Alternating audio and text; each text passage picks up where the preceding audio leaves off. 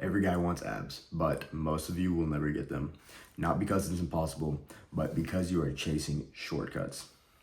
You don't get abs by doing 100 sit-ups a day like One Punch Man, and you definitely don't get abs by ignoring what you eat. There's a phrase that we've all heard: abs are made in the kitchen, which is largely true. It does depend on what you eat, but that's not the only thing. Everyone wants abs because they look aesthetic. Literally everyone. You, your mom, your sister, probably everyone. Your gym bro, everyone. They want abs because they look really good. Since everyone wants abs, the demand is high. And if the demand is high for such a thing, it probably means it's kind of hard to get. And abs are no exception. They are hard to get. It takes a lot of work and a lot of willpower to get abs. It's a very sought after thing, but not many people have it. Most people are pretty fat.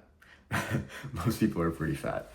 I know you probably watched those 5-minute ab videos, those 5-minute ab workouts on how to get abs in 5 minutes, those circuits where they do burpees, planks, mountain climbers, just whatever, all for to get abs, but they probably don't work.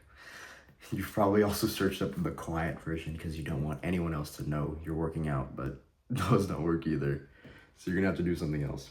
There's literally only 2 things you need to get abs. I say 2 things, but these are 2 massive things. This is a no bullshit way how to get abs. The first thing, caloric deficit. You have to be in a caloric deficit. If you are not in a caloric deficit, that means you're gonna be stagnant in your weight or you're gonna be gaining. If you don't know what a caloric deficit means, that basically means you are eating below your maintenance level of calories.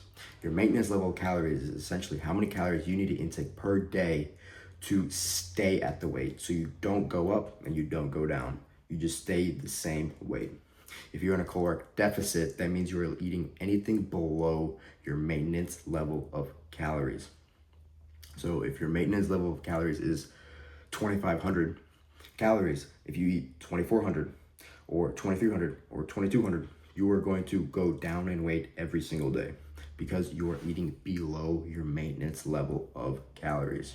And listen, I know you want abs, but you cannot cut too fast. If you get a really big caloric deficit, you will lose muscle. I promise you that. So if your maintenance level is 2,500, don't cut it down to 1,000 because you want to get abs really quickly. That will drop your muscle mass. You will lose a lot of weight quickly, but you will get weaker and you'll just look smaller in general. You're gonna look like a skinny guy with abs, which some people might like, but trust me, it's not gonna be a good look for you. So what you do while cutting is keep your protein intake high as possible so you don't lose as much muscle. So when you're cutting, keep your protein intake at 1 gram per pound of body weight per day. So if you're 150 pounds, get 150 grams of protein in per day. If you're skinny fat, which a large portion of you probably are, is get 1.2 grams per pound of body weight per day. So if you're 150 pounds, get 180 grams of protein in per day.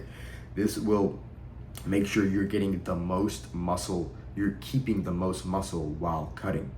And since you're a skinny fat, you probably cut because your stomach's too big and your arms are too small. So you need to keep your protein intake very high to account for your arms being too small so your arms don't get even smaller. You don't want to lose muscle mass in your arms, otherwise you're just gonna look super skinny throughout your whole body. This is the one thing that will get you abs. This is the biggest thing. The second thing on how to get abs is the exercises. There are a certain few exercises that I would recommend that I think work the best at working your core so you can build abs. Like I said earlier, those 5-minute ab videos probably aren't going to do you any justice.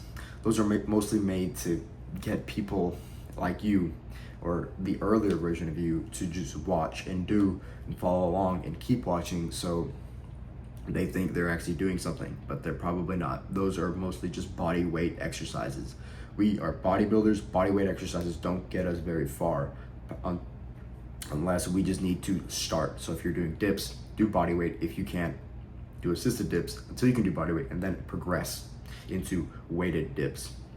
Same thing with abs. If you can do like 100 crunches in one go, you probably shouldn't be doing any crunches anymore, body weight crunches anymore.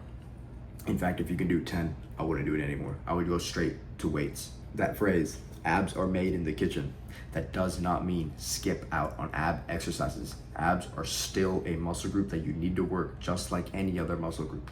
That's like saying bicep veins are made in the kitchen. They are. So your bicep veins only show whenever you get really low in body fat percentage. But that doesn't mean don't work out your biceps, right? Why would you not work out your biceps? It's like 1/3 of your arm. It's one of the muscles that most people really, really enjoy working out.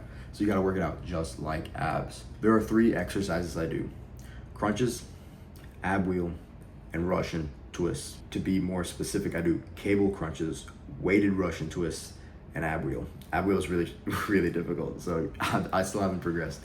So cable crunches, it's a very good exercise. You essentially, I don't have a cable stack with me. You essentially get a cable stack, get a rope, and then just crunch your body.